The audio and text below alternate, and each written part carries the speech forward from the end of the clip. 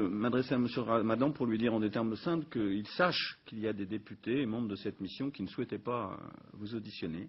Et je voudrais vous dire en quelques mots simples et aussi courtois que possible pourquoi. Tout simplement parce que la somme de vos doubles discours, auxquels faisait allusion gentiment Éric Raoult à l'instant, de somme de contre-vérité, de falsification et de manipulation est telle que votre crédibilité en France et en Europe, je pense, est très sérieusement en perte de vitesse et qu'il y a de moins en moins de gens pour vous accorder quelques crédits intellectuels, que ce soit votre seul talent, s'il y en a un, est effectivement d'enrober d'un discours enjôleur des points qui sont positions plus fondamentalistes et plus inacceptables. Tout à l'heure, de vous entendre parler de laïcité en des termes bien loin de la tradition républicaine, et surtout dans votre discours, l'absence totale de référence à l'égalité entre les hommes et les femmes et les droits de la femme m'ont confirmé dans cette conviction. Et je crois que je le dis ici devant la mission, je l'ai dit au président, que vous recevoir aujourd'hui, c'est vous donner une respectabilité et une tribune que vous ne méritiez pas de mon point de vue. Alors je me suis demandé pourquoi certains d'entre nous, dont je ne sais d'ailleurs pas s'ils sont majoritaires dans cette mission, ont fait le choix de vous auditionner. Peut-être pour vous permettre, au nom de la liberté d'expression et de la tradition pluraliste de l'Assemblée nationale, que je ne conteste pas, de dire ce que vous pensez, et aussi à moi de dire ce que je pense, et je voudrais à ce moment-là dire à ceux qui nous ont donné cette tribune inespérée que je les en remercie très chaleureusement. Enfin, je pense qu'on aurait pu s'en priver. J'ai aussi bien entendu compris qu'un tel exercice avait des vertus médiatiques, incontournables et exceptionnelles. Il n'y a qu'à voir l'assistance de journalistes aujourd'hui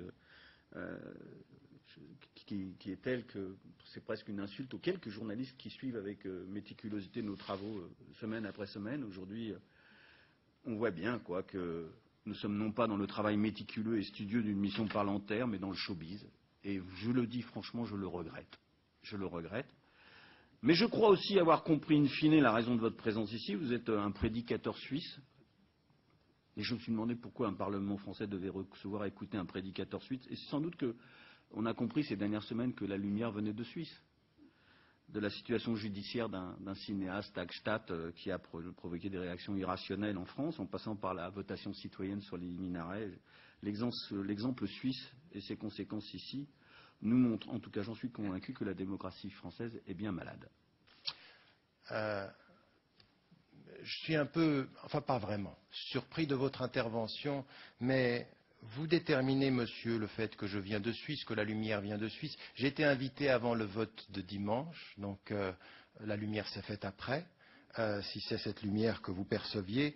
Et de dire la falsification de mes citations, j'aimerais bien savoir, monsieur, au bout du compte, combien de mes ouvrages vous avez lus et combien de mes interventions vous avez suivies.